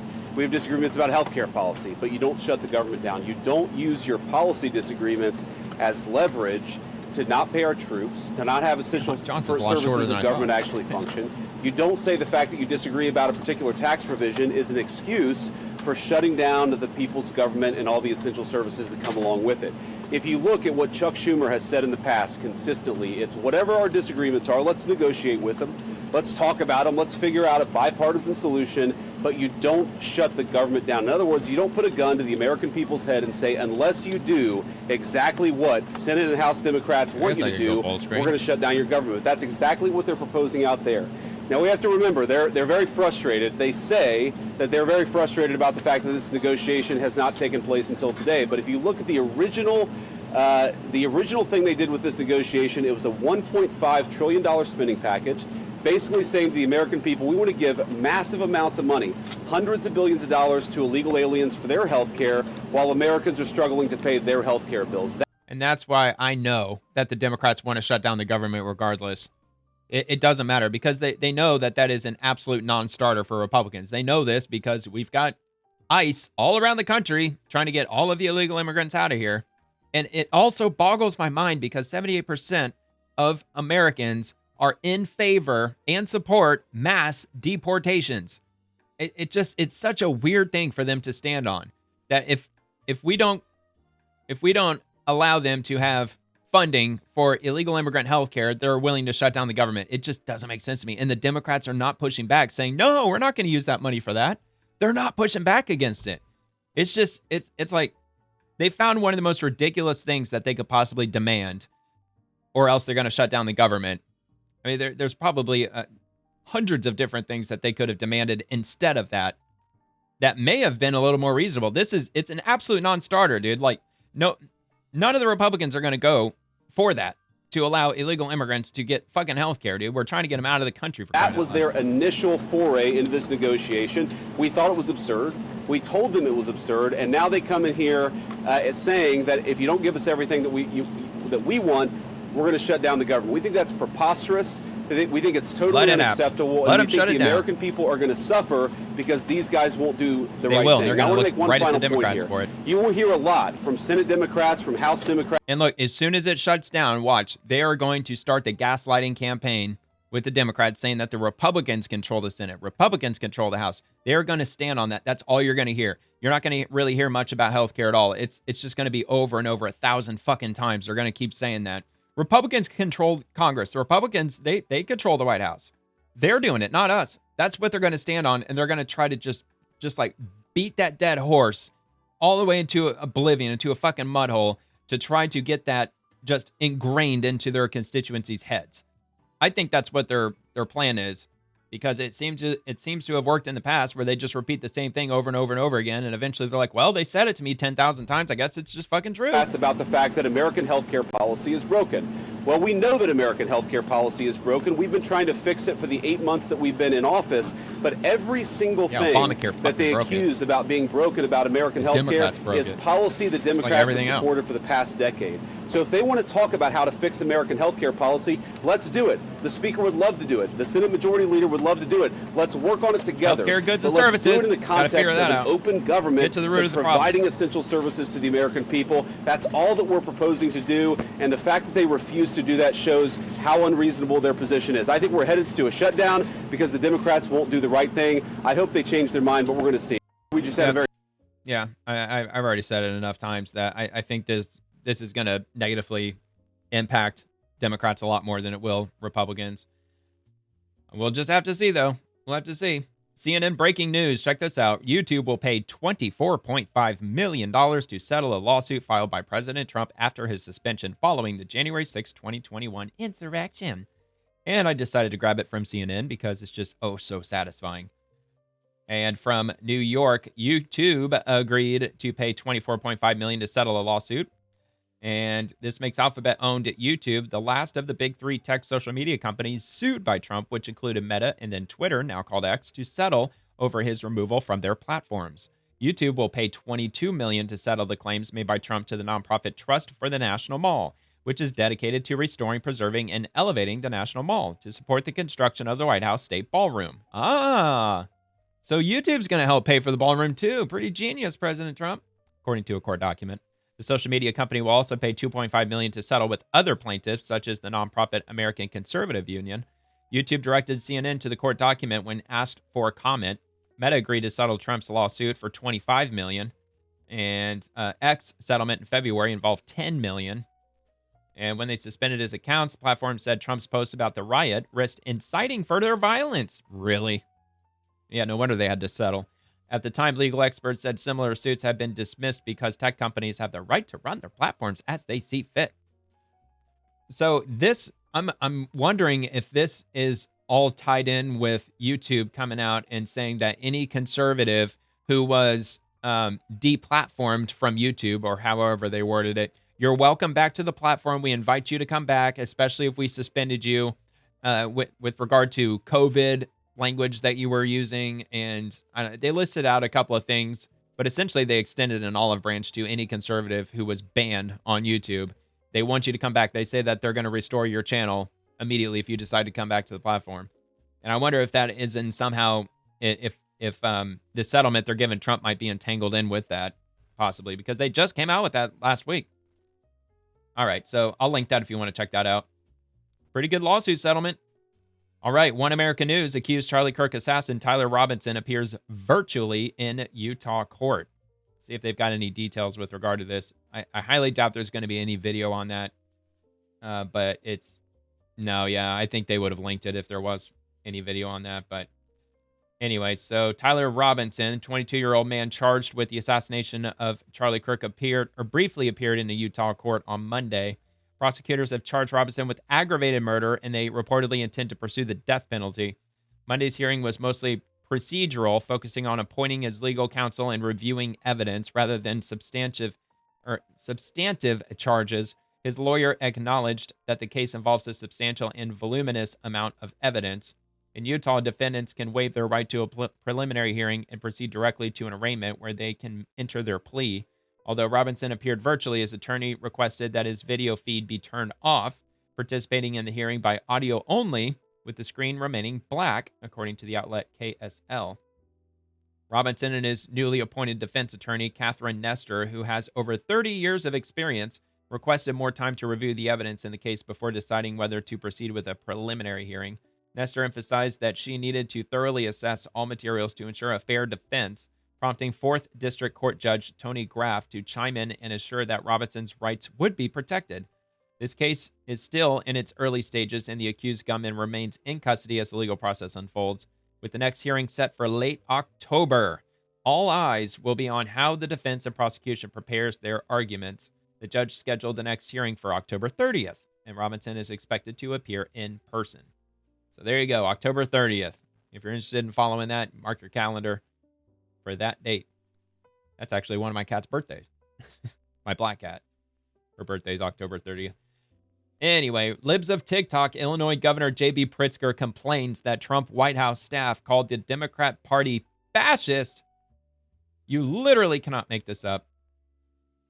Let's see, the projection here is insane. I had to take a minute, did I read that right? The Trump administration's effort to label as dangerous free speech critical of him. White House senior staff calling the Democratic Party fascist.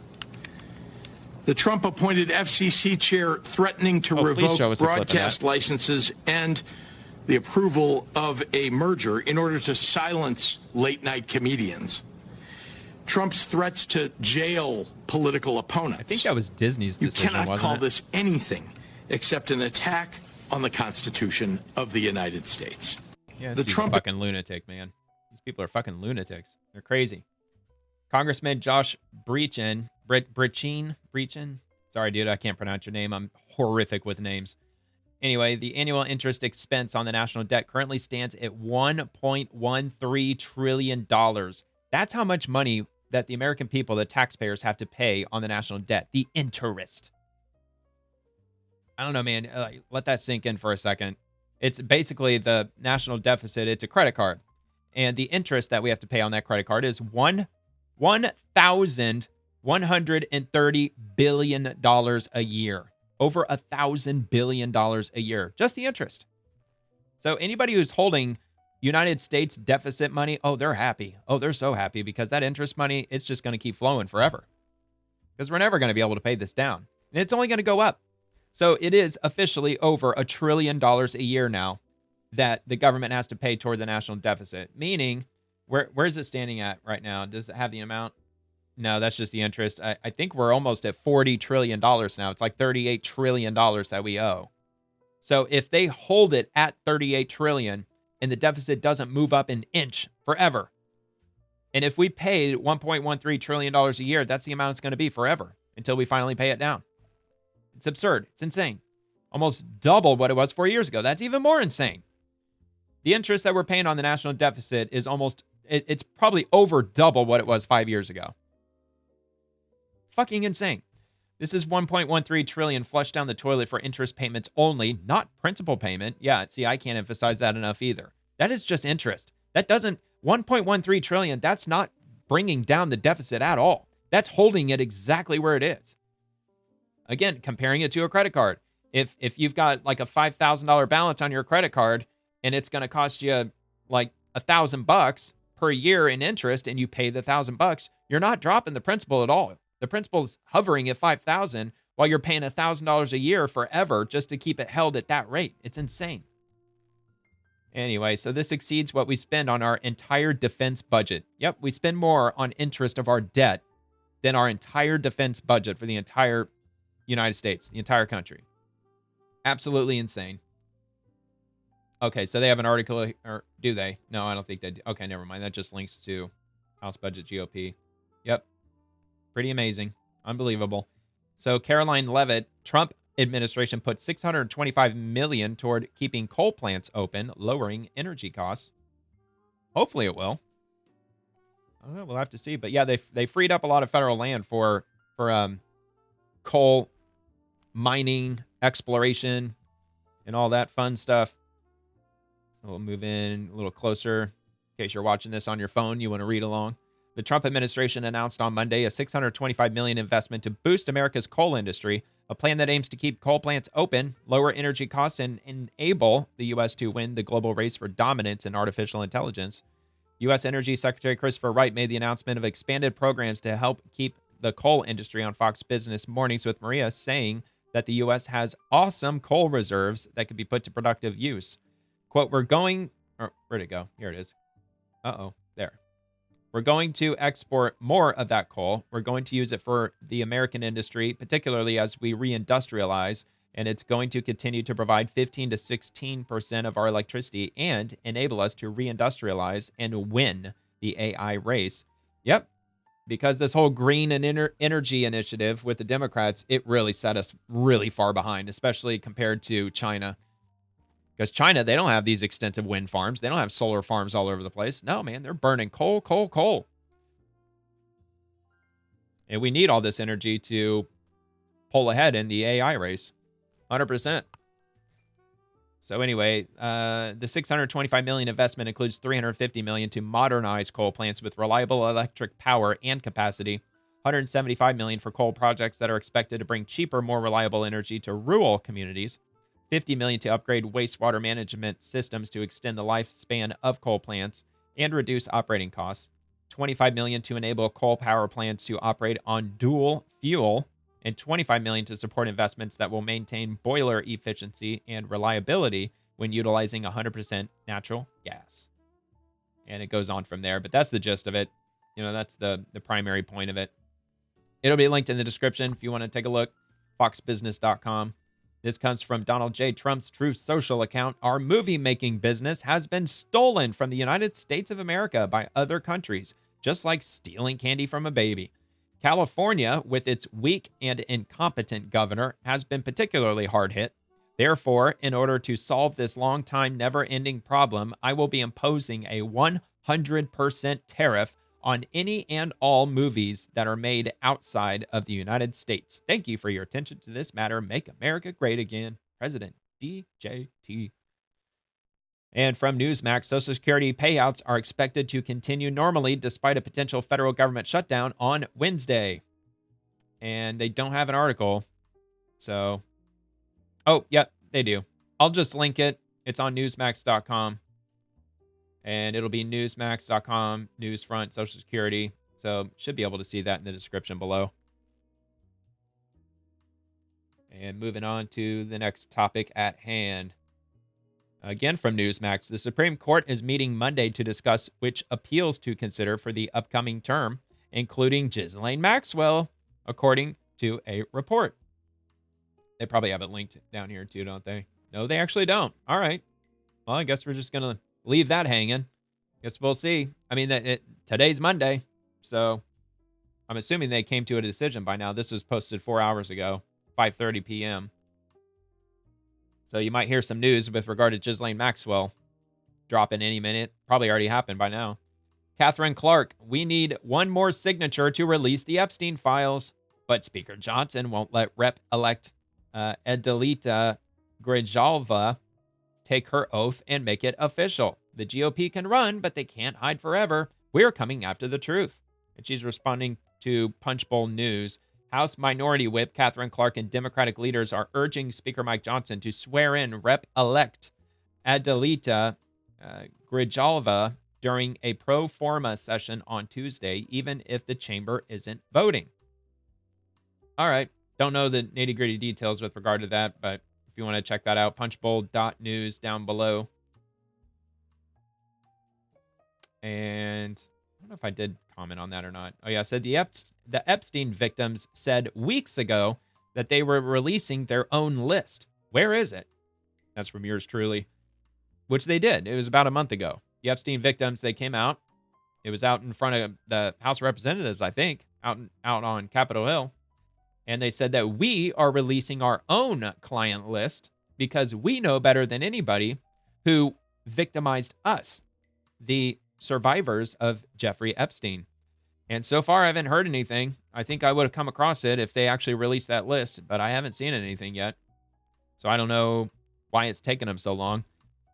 But in fact, the day they did that, I'm pretty sure my comment was, why don't you just give us the names? You're at the podium right now. You got the whole country watching you right now. Just fire off the names. Tell us who they are. Why do we have to sit in fucking limbo?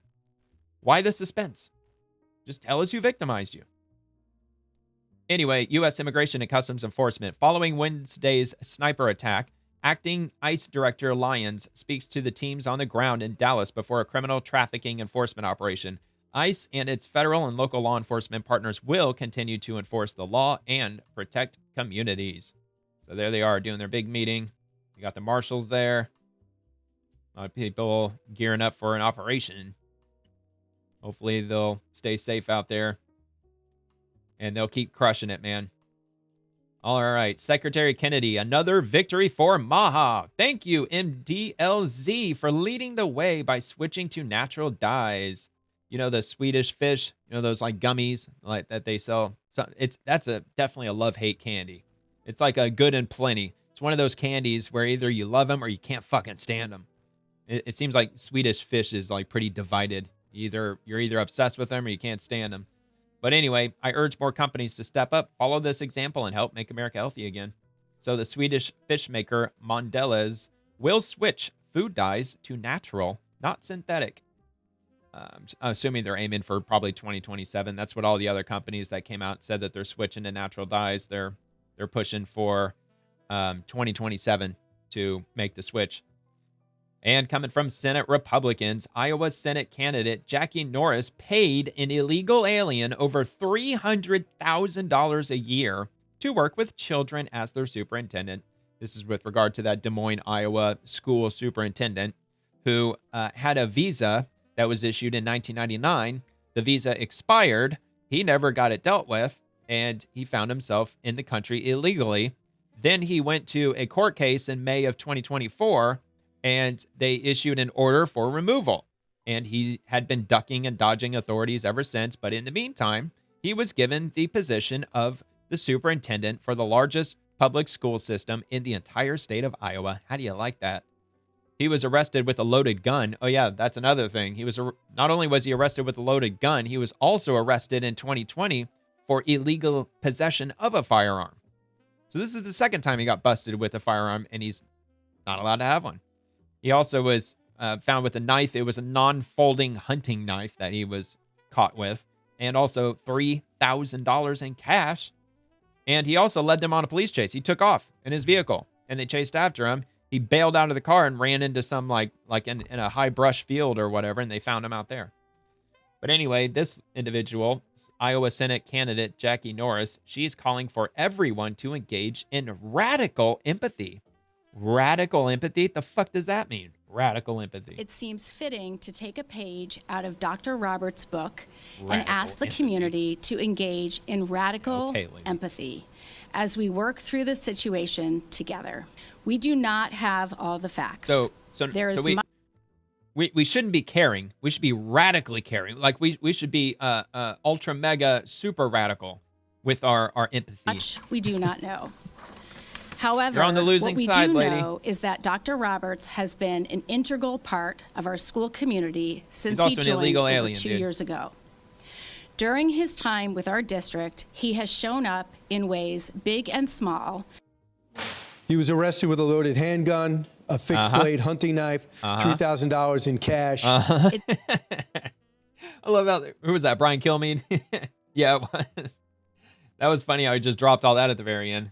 That's hilarious. Well, maybe, how about the school district? Why don't you buy one of those Trump gold cards and see if the federal government would get on board with that? And then maybe you can keep him supervising your school district for the amount of $2 million that you'd have to sponsor in order to get him his gold card, which I don't think they're going to approve of that anyway. He's already got an order of removal.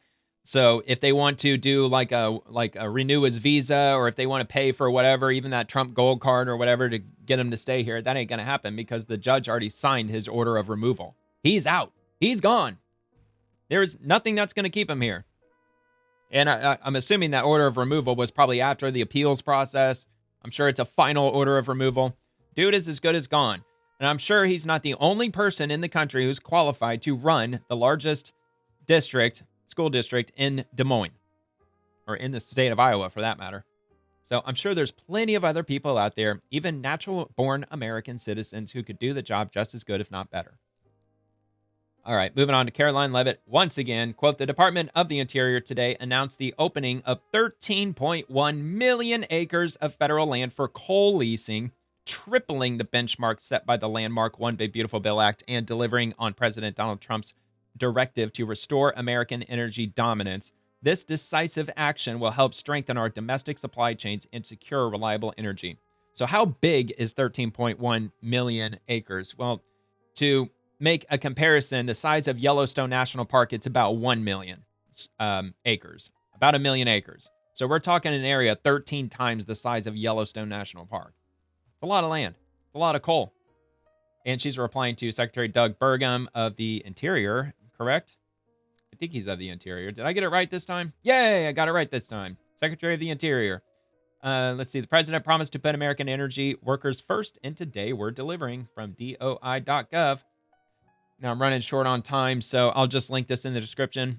If you are interested in reading that, maybe you're involved in the coal industry or whatever, and you're just now hearing it. There you go. Energy. I love it, man. I don't care where it's coming from, if it's coal, if it's natural gas. I especially like nuclear. I absolutely love the fact that they're going to start mass producing these small modular nuclear reactors. That's absolutely crazy that they're going to do that. In my opinion, I think that's just going to revolutionize energy in general. I mean, that could be so substantial. Perhaps like 50 years from now, we might start seeing like these little modular nuclear reactors in fucking neighborhoods. Even though one of these reactors, it's enough to power like 20 or 30,000 homes. So it's not like you're going to see one in each and every single neighborhood. But I just have a feeling. I have a feeling it's just going to completely revolutionize our energy in the country. And it should hopefully bring it down by a lot too. Especially if these things are like, these modular reactors are just automated and they just do their own thing for like 50 years or whatever. All right. From Secretary Sean Duffy, rural communities devastated by Hurricane Helene will never be forgotten. Under the President and U.S. Department of Transportation, they're delivering the single largest emergency relief package in our department's history. Read my op-ed on this week's anniversary of Helene in The Observer. I believe that he's got that linked. Now, Florida gets overlooked when it comes to Helene, but we got hit pretty hard by Helene. Like I said, here in the St. Pete area, or in Pinellas County in general, we had the worst flooding in 80 years. I know I already said that, but you know, it's a once-in-a-lifetime flooding event that we endured last year, and that was from Hurricane Helene. And then, of course, it went up into the interior of the U.S., and it devastated North Carolina. which is, of course, what it's by far most well known for because it absolutely ravaged North Carolina. It's absolutely horrible. But yeah, like on a personal note, it took down a tree in my backyard, which really sucks because that tree was only a 3-year-old tree, but it had grown just enough to start providing shade over my back door. And I was really glad about that, and it took it completely down. All that was left is a stump, but it's regrowing. It's regrowing itself, so the roots were really well established, and it's starting to develop a canopy again, even though it's only been a year. Slowly but surely, it just really sucks. But yeah, man, that was Hurricane Helene. It was a mother. Anyway, U.S. DOT had Helene hit North Carolina hard. We're hitting back with our largest relief package ever. And then in an era where urban elites forget the devastation of rural communities 1 year later, the washed-out valleys of southern Appalachia remain fresh on the mind of the Trump administration. You know what? Hold on.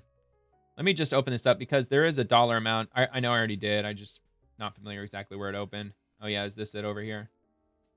Largest relief package. Yeah, here it is. All right, you gonna let me read it? I'm just curious. I think it was like $2 billion or something, or was it more than that? Here it is. So on Tuesday, whoa, that's a little too big. On Tuesday, I announced North Carolina will receive an additional $1.15 billion to keep rebuilding. Our total commitment to Helene recovery is nearly $2 billion so far. You know, in the grand scheme of things, it doesn't sound like a whole lot of money. I mean, it is a lot of money. It's a shitload of money. Just usually whenever it comes to hurricane damage and big storms like that, like they're usually talking like in the tens or even hundreds of billions.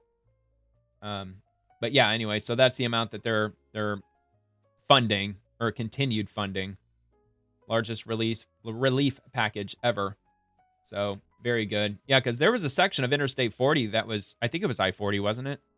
Yeah, here it is. Severed artery of Interstate 40. Yeah, there's a whole section of Interstate 40 that ran parallel to a river, and the erosion from the flooding, like it caused, I guess, a landslide or something, but it like wiped out like a large section of the interstate. So they essentially just have to re-earth it. They have to like rebuild the earth, all the I don't know, gravel or whatever the hell, and yeah, to try to restore that stretch of interstate. But I think they're almost done with that. I think they're almost done with that stretch. That there's only a little bit left of it to go.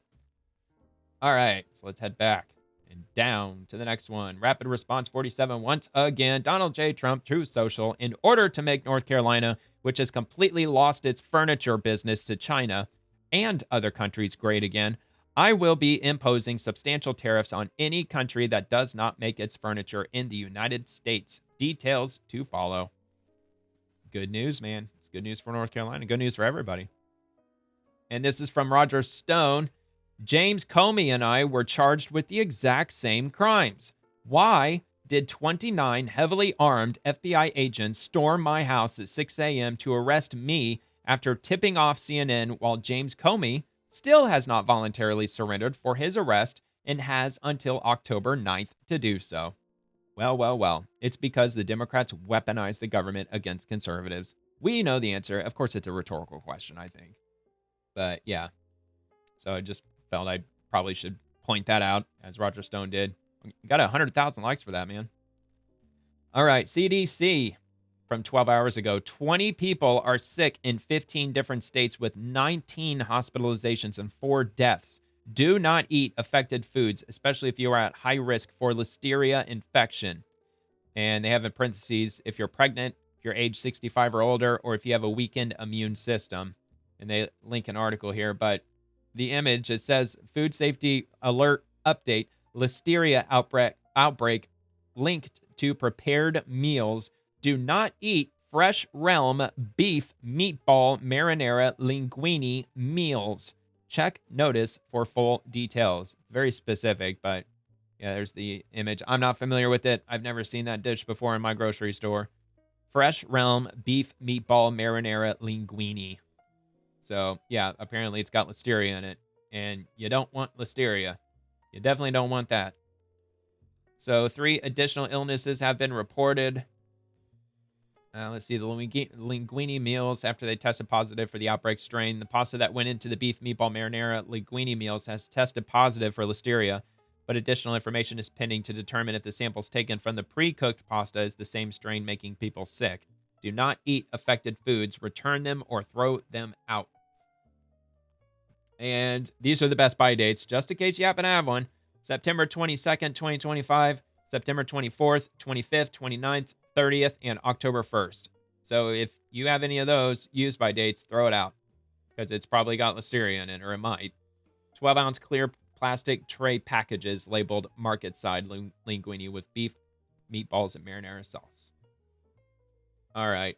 Is there any other ones? Fresh Realm. Oh, that was back in June. Yeah, Best Buy dates. Yeah, so that was a while ago. I doubt anybody probably still hanging on to those meals. All right. And looks like this is the last one I got from Secretary Lori Chavez de Raymer. This Labor Month, I'm proud to announce the newest inductee to U.S. Department of Labor, the Hall of Honor, President Theodore Roosevelt. Really? President Roosevelt brought labor and business to the table, protecting workers while advancing American innovation. Please join me in celebrating a true champion of the American worker as we continue building a golden age of economic prosperity for our nation. At the U.S. Department of Labor, our Hall of Honor was created nearly 40 years ago to showcase the exceptional leaders that have made life-changing contributions to the American way of work. This Labor Month, I'm honored to announce our newest inductee to the Labor Hall of Honor, President Theodore Roosevelt. President Roosevelt bucked the status quo. He didn't see labor and business as enemies. Instead, he brought everyone to the table, protecting workers while driving innovation and economic growth. As we continue celebrating America's 250th birthday, it's only fitting that we recognize the first president to give labor a voice in the executive branch by establishing the Department of Commerce and Labor. Today, we are proudly celebrating Teddy Roosevelt's pro-worker legacy by featuring him on a banner here at the Labor Department headquarters, right alongside President Trump. Please join me in celebrating a true champion of the American worker, President Theodore Roosevelt, as we continue building a golden age of economic prosperity and always putting American workers first. There you go. How cool is that? President Roosevelt remembered once again. Way back before my time, and before all of our times, but still. Yep, that's what I'm concluding on. And it was a very busy day. I got a lot of articles here to link in the description. If you want to check out any of those, they'll be down below if you want to take a look. Man, what a busy day. A lot busier than I would have expected. But yeah, the government shutdown's looming, and this huge deal that could be happening with the Gaza Strip and Israel and all the other surrounding countries. We'll see if that happens. I'll keep an eye on that. We'll talk about that. Also, that hearing that's going on tomorrow with regard to Trump deploying troops into deep blue Democrat cities. I'm looking forward to that. I'll probably end up watching that live, to be honest, just to see how that goes. That should be a real fun, fantastic, really stressful time. So anyway, if you enjoyed the video, please like the video and subscribe to the channel. It would mean a lot to me if you subscribe. And I'll drop a new show every evening covering the swamp, Monday through Friday. And everyone living in the swamp, the politicians, the bureaucrats, the agencies, and everything else. I also post daily episodes over on X, so feel free to comment over there too if you'd like. And thank you very much for watching. Hope you have a great rest of your night, and God bless America.